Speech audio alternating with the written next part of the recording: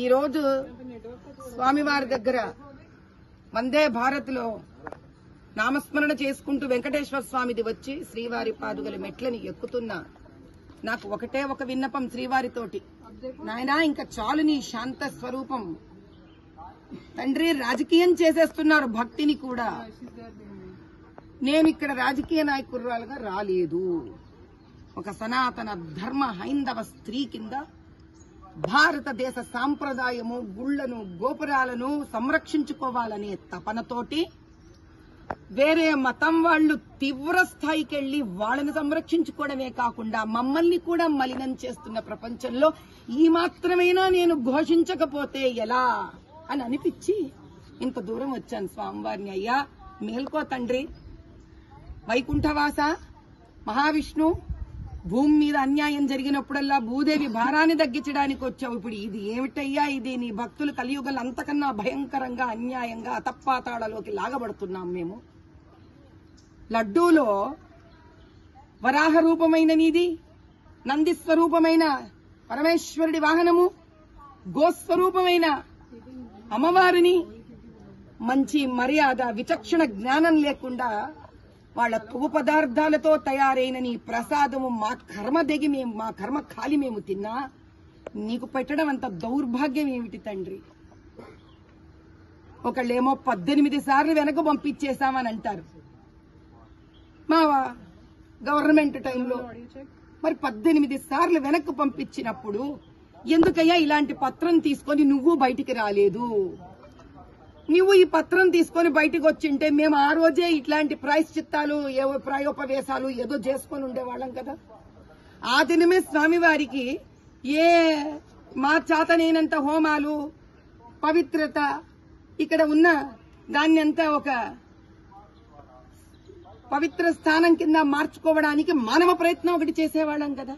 8 సార్లు కొండెక్కుండేవాడివి కదా. ఇవన్నీ లేకుండా కాకుండా 18 సార్లు భయంకరంగా వెనక పంపించాం, మేము వెనక పంపించామని మరి ఆ రిపోర్ట్ ఇవ్వండి అబ్బా.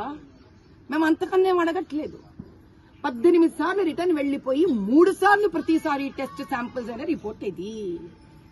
మరి 18 సార్లు వెనకబోతుంటే ఏం చేస్తున్నావు నువ్వు?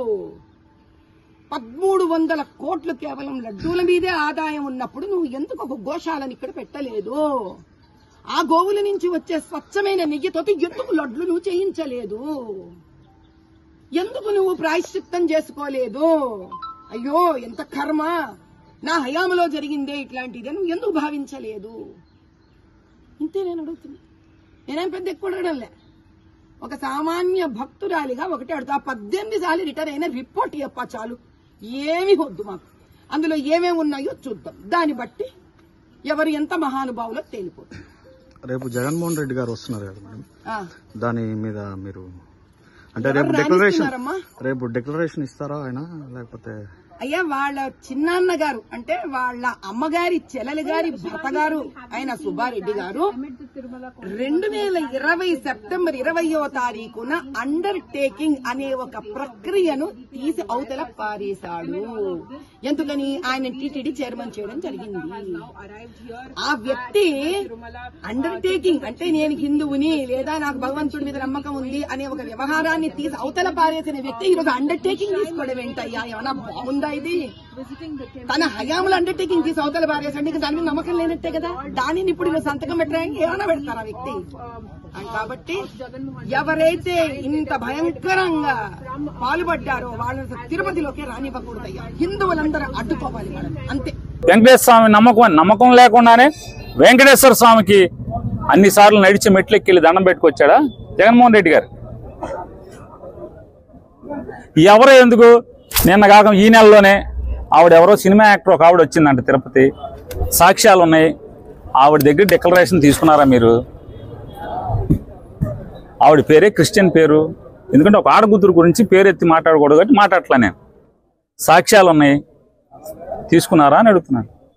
ఇవాళ హైదరాబాద్లో ఈ ఆంధ్ర రాష్ట్రంలో బీజేపీ వాళ్ళు కాదు, తెలంగాణ వాళ్ళు ఎవరో భజన చేసుకుంటూ వచ్చేస్తుంది దిక్కుమాలినతనం.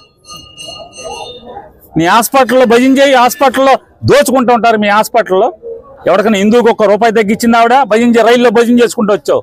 మీ హాస్పిటల్ సంగతులు బాగోతాలు తెలీదా? కరోనాలో ఎన్ని కోట్లు దోచుకున్నారు మీరు? ఒక్క హిందువుకి నయా పైసా తగ్గించావా? ఎవరో సలాదుద్దీన్ ఓవైసీ వాళ్ళు తగ్గలేదు, వాళ్ళు తగ్గలేదు, నీ హాస్పిటల్లో తగ్గించావా ఒక హిందువుకి అని అడుగుతున్నారు. బిల్లు తగ్గించారా? ఇవాళ ఇన్ని మాట్లాడుతున్నారు. ఆంధ్రప్రదేశ్ రాష్ట్ర గవర్నర్ గారు మోడీ గారితో పాటు తిరుపతి వెళ్ళారు. డిక్లరేషన్ ఇచ్చారా ఇవ్వలేదా? ఈ హైదరాబాద్ నుంచి మాట్లాడే ఎంపీలు ఎవరన్నా ఆ రోజు నోరేమైంది మీది అంటున్నా. మోడీ గారిని ఏమన్నా ప్రశ్నించారా? నీ అంబట అన్య మతస్థుడిని డిక్లరేషన్ ఇవ్వకుండా ఎందుకు లోపల తీసుకెళ్లావని మోడీని ప్రశ్నించారా? నోరు పడిపోయింది ఆ రోజున మీది? ఈ రాష్ట్రం కాదు నీది, నువ్వెక్కడో పరాయ రాష్ట్రంలో బతుకుతావు. ఇక్కడ హిందువుల గురించి, మతం గురించి, గుడి గురించి మాట్లాడతారు మీరు. ఇవాళ నేను ఒకటే వీళ్ళందరికీ చెప్తున్నాను, భక్తితో ఎవరైనా వెళ్తారు, దాని గురించి కాదురా బాబు. గ్రామాల్లో చేలు చచ్చిపోతున్నాయి, ఇన్ని వేల క్యూసెక్లు సముద్రంలోకి వదిలేరు కదా, ఇవాళ చేలు చచ్చిపోతున్నాయి. మేనేజ్మెంట్ రాదు, గవర్నెన్స్ రాదు, నారుమళ్ళు అమ్ముకుంటున్నారు. కృష్ణా జిల్లాలో నాగాయలంక, కోడూరు, మచిలీపట్నం, కుర్తువెన్ను, ఈ కైకులూరు, కలిదిండి ఈ మండలాల్లో నీరందక చేలకి రైతులు అలో లక్షణాన్ని ఏడుస్తున్నారు.